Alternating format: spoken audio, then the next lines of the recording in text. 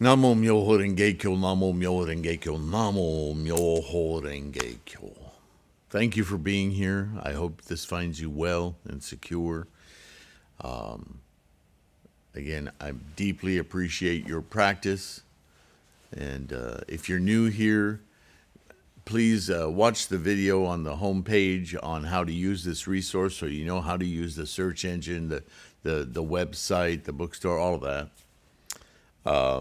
This is a resource to encourage, to deepen your understanding and therefore your resolve so that when you chant, and this is what all of this is about, you deeply connect when you invoke through your Gohonzon mind your Buddha-ness, your clarity, that you not only achieve it quickly, because you are, whether your other consciousnesses are still clouding, when you instantiate your ninth consciousness, you need to profoundly move into it and experience it.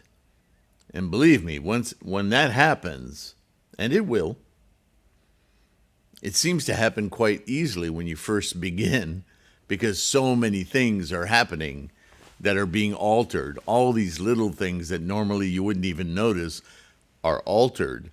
So wow, I really get this. But as we continue through the years to practice, sometimes it's not as obvious, because now the changes and the alterations to our freight train of karma are more profound. And the signals, the evidence through our experience of those changes, though they may be dramatic to our regular samsaric senses, are more difficult to perceive. But they're there. Just, this is why you need confidence, yeah? To stay single-mindedly seeing Buddha, being in Buddha-ness, yeah? So, with that said, as we continue in the true aspect of all phenomena, this next paragraph I'm going to read, this could have easily gone also into the previous book that we've been reading, that collection on Nichiren on mandala versus Gohonzon, or mandala and Gohonzon, the differences between the two, because he's now going to talk about not so much this, he's going to talk about this scroll, but he's going to talk about this scroll in terms of not only the scroll, but the mandala of the scroll. In other words, mandala is a function.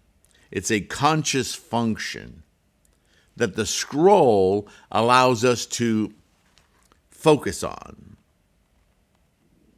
There's a lot of misunderstanding about mandala, Gohonzon, what is what, and what we're talking about. And I want to make sure you're clear on this.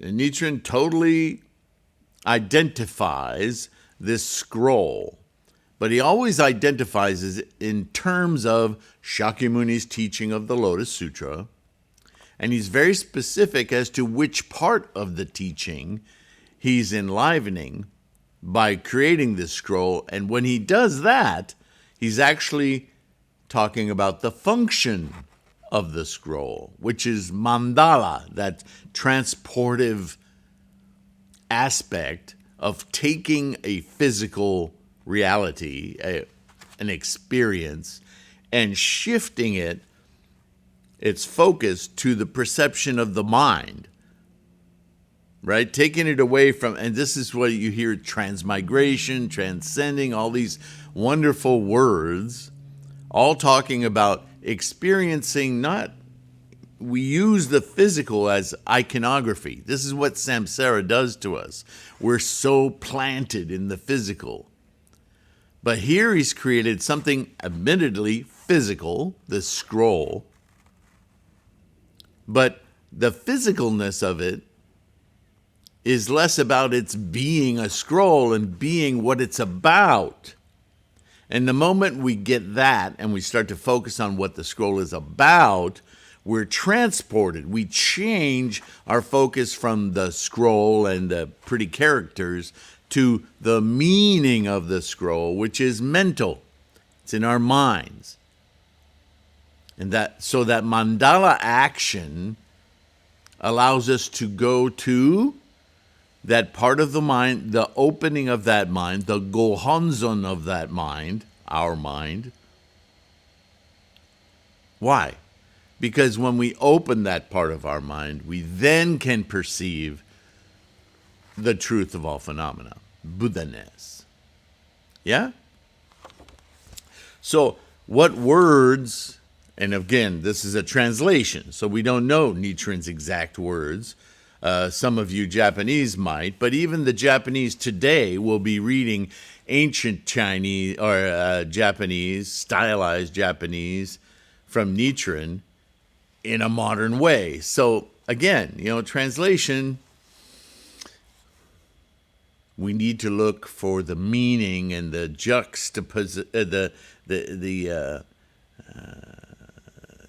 the communication rather than the words themselves.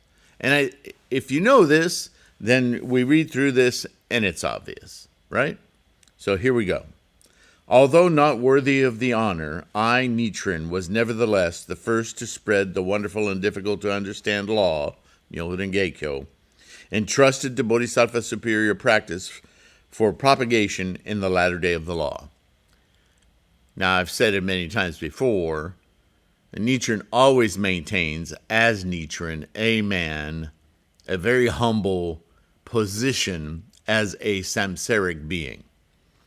He never claims to be some kind of prophet, although there are books that call him a prophet. He never saw himself as anything other than a being who was embodying the purpose of the votary of the Lotus Sutra. He wasn't anointed votary of the Lotus Sutra. Do you see what I'm saying? There was no ego attached to this. He saw it as an extreme privilege that he suddenly almost was thrusted into what he could not do. It's like when you really see the truth in anything. It's so powerful, this truth, that you can't accept saying anything other than the truth. You don't color it. You don't diminish it. You don't hide it under anything. It's the frickin' truth. I have to say it. I didn't invent this truth. The truth is freaking obvious. How many times can I say freaking this? But do you see, this Nichiren views himself this way. And he's deeply grateful for the privilege, but he's never got his ego attached. I'm the new Buddha. No, he would never say that because he understands what it is, Buddha. It's not a position. It's not something that you get a blue ribbon for. It's something all of us already have. We just have to take our blinders off and experience it, right? So this is the way Nichiren always talks.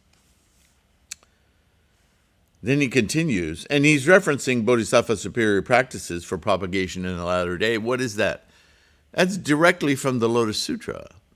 He's not inventing that either. He's just saying, see, look, I'm in this position. Isn't that amazing? And since I'm in this position, look at what I'm doing as a personification of this teaching of the Lotus Sutra. I was also the first, though only Bodhisattva superior practices is so empowered, to inscribe, scroll, the objective of devotion as the embodiment of Shakyamuni Buddha from the remote past as revealed in the lifespan chapter of the essential teaching. Now, there's a comma here, but I got to stop. Now, in that series of words, what's he saying? I was the first to develop this scroll, which is a representation of Shakyamuni's Buddha-ness, his discovery of Buddhahood, in the teaching of the Lotus Sutra, which that awareness, that enlightenment, has always been a part of the universe from the very start, since time without beginning. He's saying all of that. When he says Shakyamuni Buddha, he's not saying Shakyamuni the Buddha. He's saying Shakyamuni's illustration in the teaching of the Lotus Sutra, what Buddha actually is, constantly extant, waiting for experience to be perceived, and embodied his teaching of this situation on this scroll part, comma,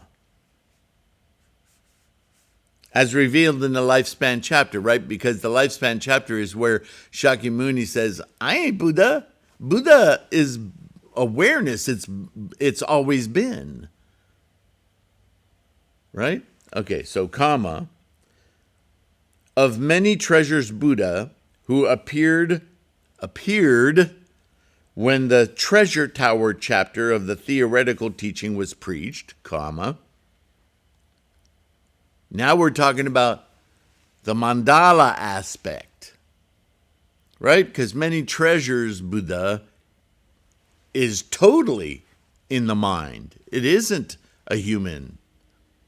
It's a situation described in the treasure tower chapter.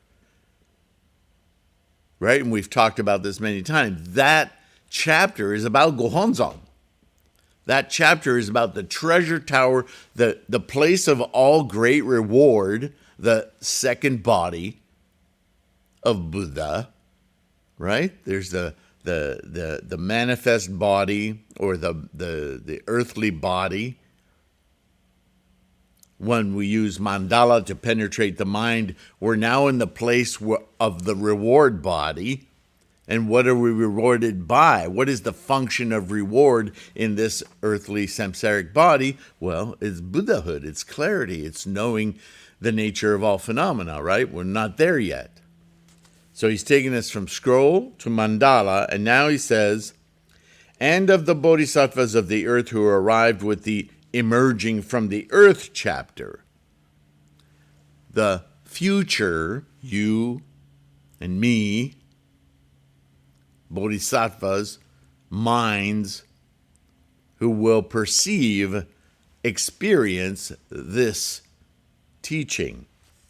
And then he says, though people may hate me being Nichiren the human, they cannot possibly alter the fact of my enlightenment. Now, this is the translation, my enlightenment. What he's saying is that when we use this scroll as a mandala to enter the portal of mind, Gohonzon, to experience Buddhahood, no one can affect that. Only you. So Nichiren discovered this through his study and through the words of Shakyamuni Buddha in the Sermon of the Lotus,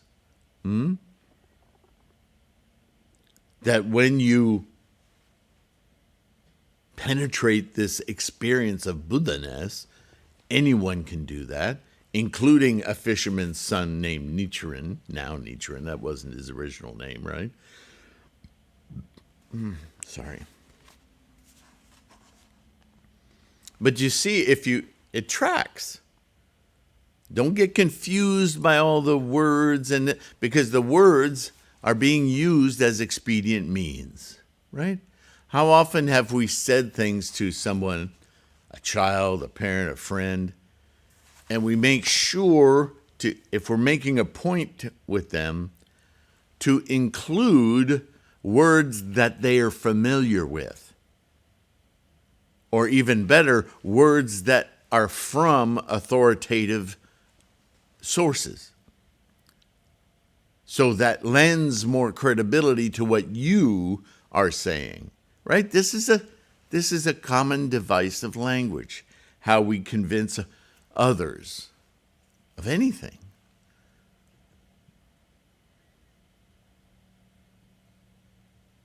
Right? Who wouldn't take the opportunity of saying this restaurant is really great? No, you really need to understand it's a 4-Michelin restaurant, 4-Michelin star restaurant.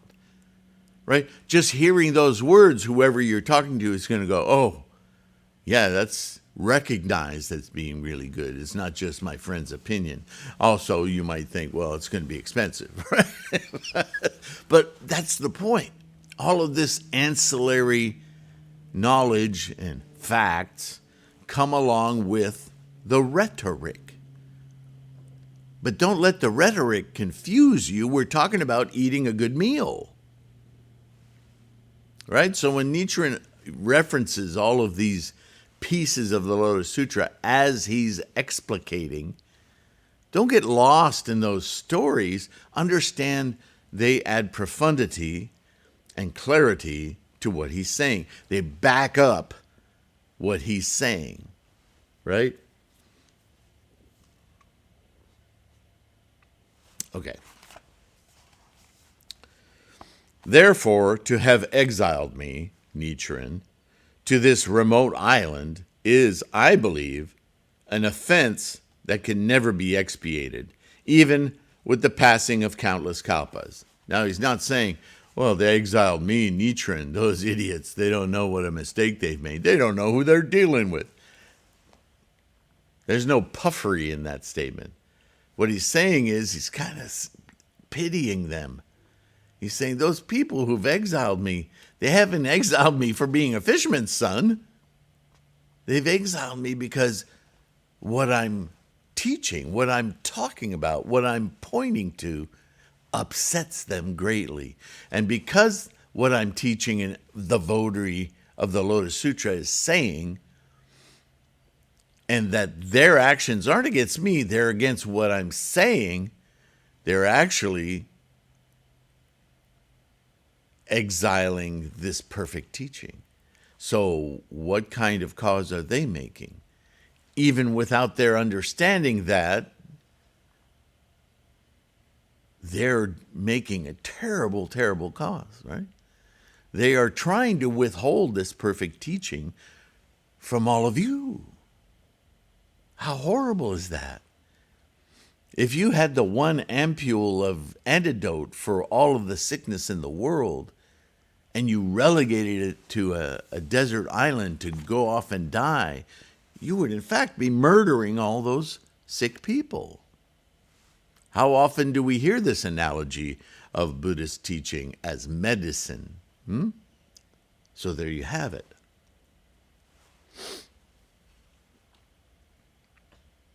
A passage from the Simile and Parable chapter reads, quote, "If I were to describe the punishments that fall on persons who slander this sutra, I could exhaust a kalpa and never come to the end," end quote. The terrible repercussions from their acts,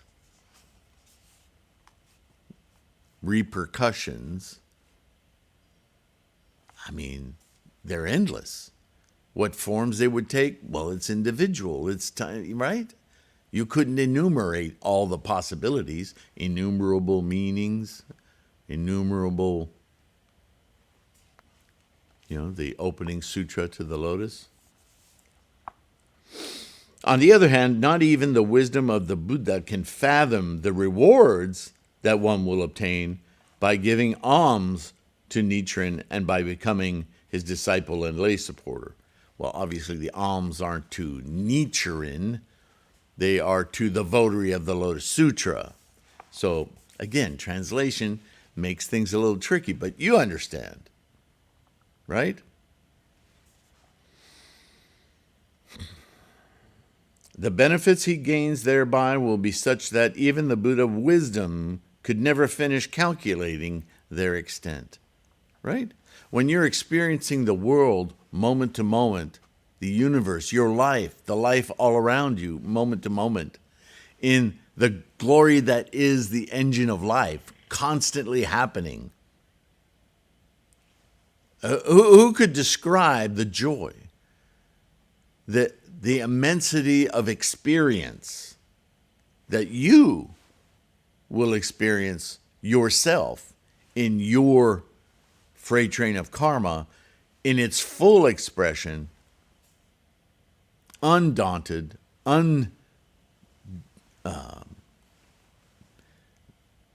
colored, or how to say it, without obstacles, liberated completely.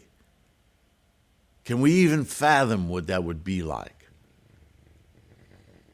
And every time we chant, we have a taste of it. We peer behind the curtain, right? And we see what our lives actually are, because our lives are also the life of everything around us. It's almost beyond understanding, right? And what does Shakyamuni say? That experience can only be understood by others who have that experience. Buddhas communicate with Buddhas. You can't understand that, have any idea of what that is, until you endeavor to do it.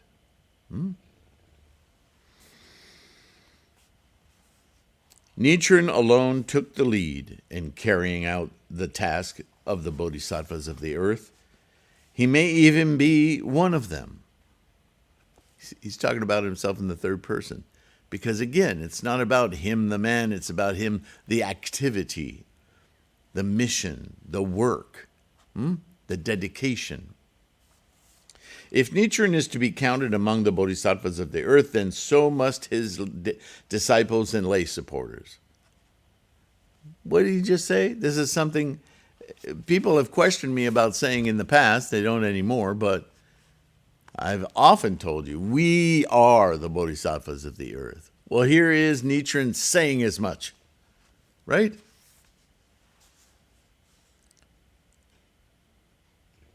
The sutra says, quote, if one of these good men or good women in the time after I have passed into extinction is able to secretly expound the Lotus Sutra to one person. By secret, it doesn't mean, psh, psh, come here. It means person to person. It means you don't go on the airwaves or on television or, broadcasting to the mass populace, but that you are able to reach person to person, right? And you might be slippery there on YouTube, but come on.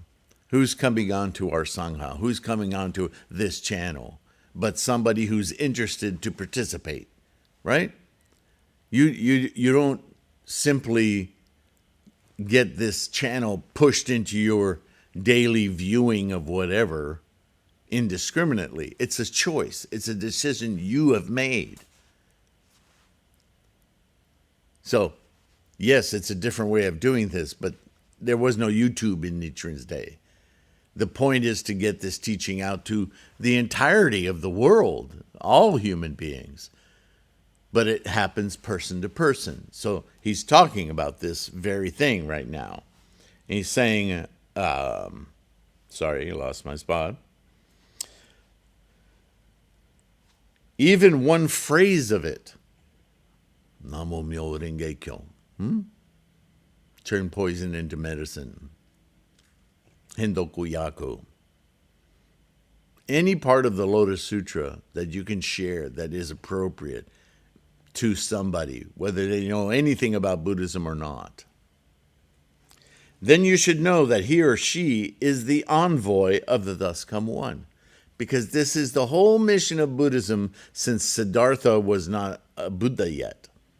His mission, what got him started on his 12 years of study and self-introspection to attain Buddhahood,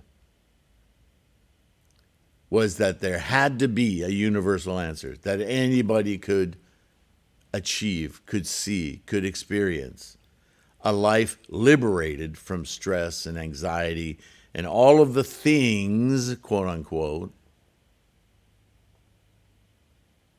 that cause us pain. He has been dispatched by the Thus Come One and carries out the Thus Come One's work, end quote. Who else but us can this possibly refer to? The words of Shakyamuni, the first to explore, understand, and then teach enlightenment. Now, if all you do is use that word, you might identify other personages or people who claim enlightenment, but not like this, right? Not the self-enlightenment of reality as it is in everything. Nothing mystical or magical here, just insight. When praised highly by others, one feels that there is no hardship one cannot bear. Such is the courage that springs from words of praise. The votaries born in the latter day of the law who propagate the Lotus Sutra will encounter 3 types of enemies. Do you notice the votaries? He's no longer talking about himself alone. He's saying that each one of us who perceive and therefore take on this task of enlightenment for ourselves are acting as votaries, because as Shakyamuni just described, we are his envoys, his whole mission. We represent that mission.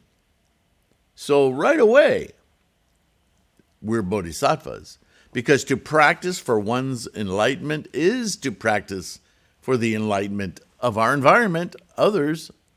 There is no separation.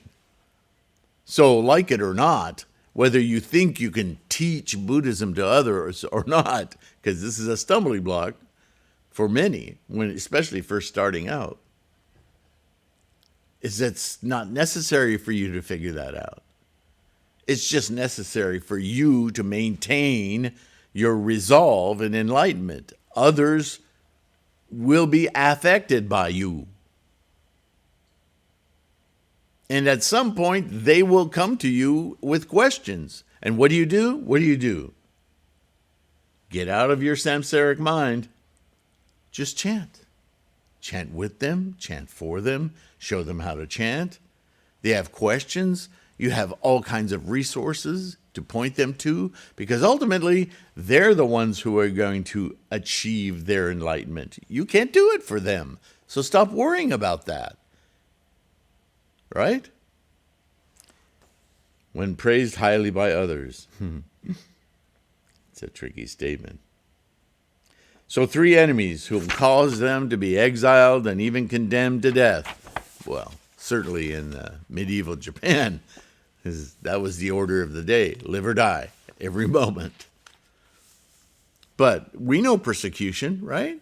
Ostracized. All my friends have moved away from me. Boo-hoo. Were they really friends then? Oh, man, yeah, I know. You sound like my mother. Well, maybe she's been around long enough to be smarter than you about these things. Social constructs are very tricky. But if you base everything you experience and interrelate with your environment on MyoHoRenGeKyo, then all of that simply is weeding out what is supportive, what is life-affirming, and you don't want that negative bullshit that's taking you away from your enlightenment. Why would you? Well, I like having it. You will have friends, believe me, but they'll be different. Or the old friends will come back to you in a very different way. Have confidence. It will happen. Stay focused. Namo MyoHoRenGeKyo. That's how it happens. Yet Shakyamuni Buddha will enfold in his robe those who nonetheless persevere in propagating. And propagating is simply practicing with conviction. The skies and space-born gods will make them offerings, support them with their shoulders, and carry them on their backs. They possess great roots of goodness and deserve to be great leaders for all living beings. Thus, extolled by Shakyamuni Buddha, many treasures Buddha, all the Buddhas and Bodhisattvas in the 10 directions, the 7 reigns of the skies and spaceborne deities, and the 5 reigns of the earthly deities, the mother of demon children and the 10 demon daughters, the 4 skies and spaceborne kings, Brahma, Shakra, King Yama, all the forces of the universe he's enumerating here. Of the waters and winds, the gods of the seas and mountains, the thus come one Mahavarachana, the Bodhisattvas universal worthy and Manjushri, and the gods of the sun and moon. Thus, praised by all these honored ones, I, Nichiren, like you and me, have been able to endure countless harsh trials. And what does that mean? We endure harsh trials face to face and in our own minds because we do a lot of self-doubt, right? But don't forget, there are a lot of harsh trials about us going on that we'll never hear. Oh yeah, people are talking about you behind your back, right? Constantly. You may say, but Sylvain, I'm not that important. Yeah, you are. But should you occupy your day worrying about all of those indictments? Well, welcome to the hell of incessant suffering then. Now you know what that is. That shouldn't be your focus. Your focus needs to be singular. Single-mindedly seek Buddha. Single-mindedly seek Buddha. MyoHoRenGeKyo. Oh, there you are. This is what Nichiren is saying all the time.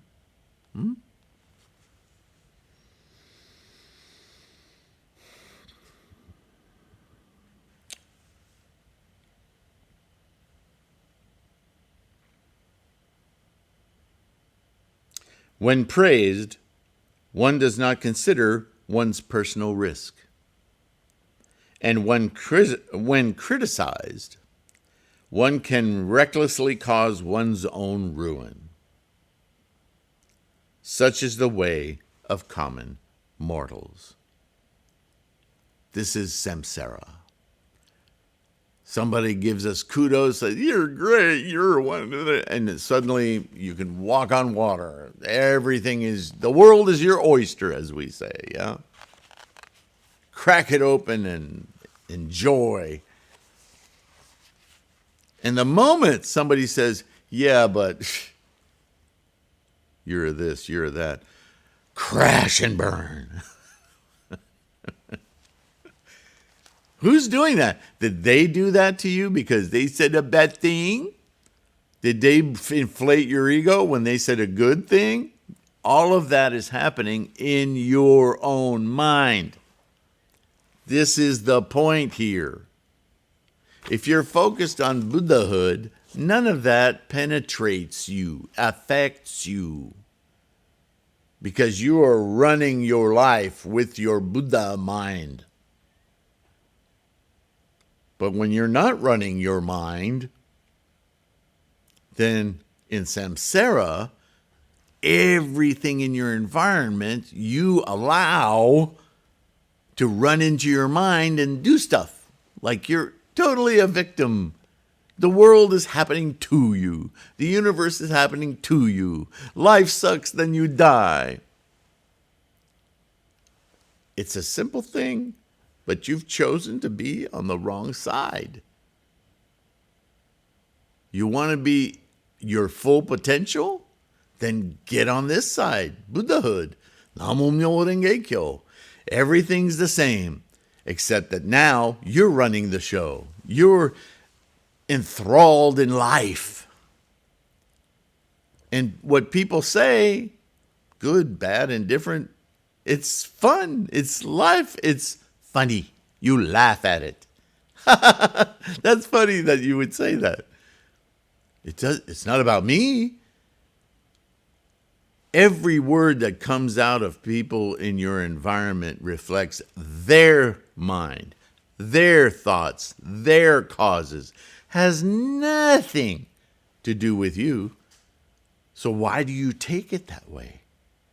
That's the hell of incessant suffering. Stop hearing and inculcating what you hear as a reflection of you.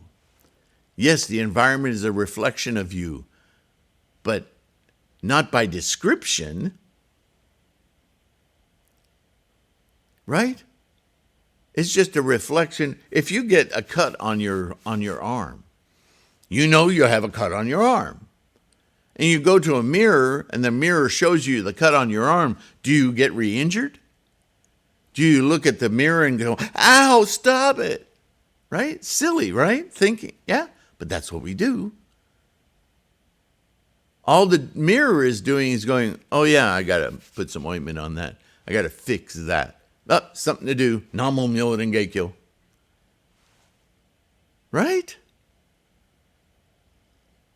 That sounds ridiculous, but that's the fact of the matter. Where are we time-wise? All right. One more paragraph. Now, no matter what, strive in strong resolve and be known as a votary of the Lotus Sutra. There it is. And remain my disciple for the rest of your life. If you are of the same mind as Nichiren, you must be a bodhisattva of the earth. There it is again. You and I are bodhisattvas of the earth. We are emulating Nichiren.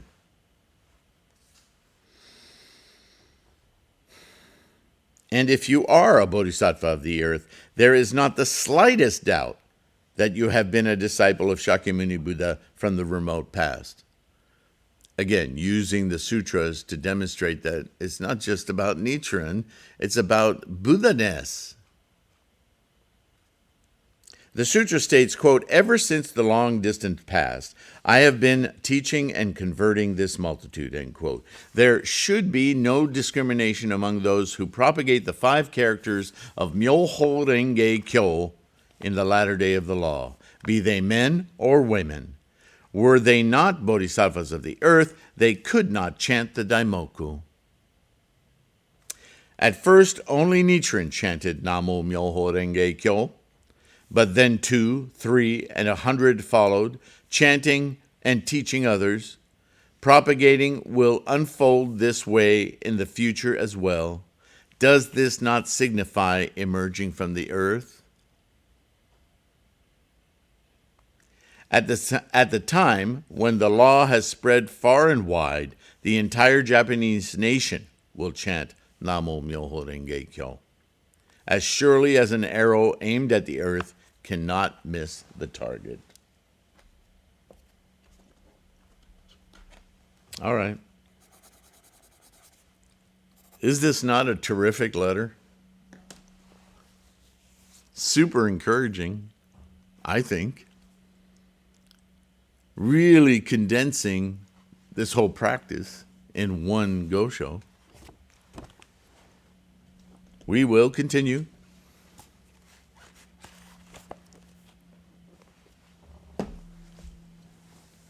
Nichiren talking about karma, right? The engine of life, the very constant action we take in our minds to experience life fully or under the guise of what? Opinions? Others? Others don't run our life. We run our life. So take the wheel. Namo MyoHoRenGeKyo. Thank you so much for being here.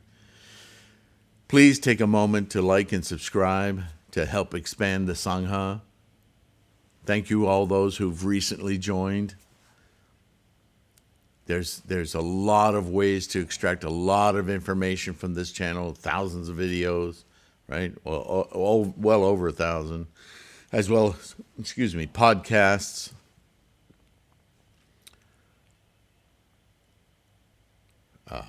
ebooks you can order on threefoldlotus.com. Lots of free information on threefoldlotus.com. All the links are in the video and in the description. Help yourself. Lots of free stuff. All of it to support your practice, to encourage, to deepen your resolve. So in that, please take care of your health. Be kind. Doesn't cost you anything. And I will see you in the next video, yeah? Or podcast, however you choose to watch, listen to these orations. Okay, take care of yourself. I'll see you again. Bye for now.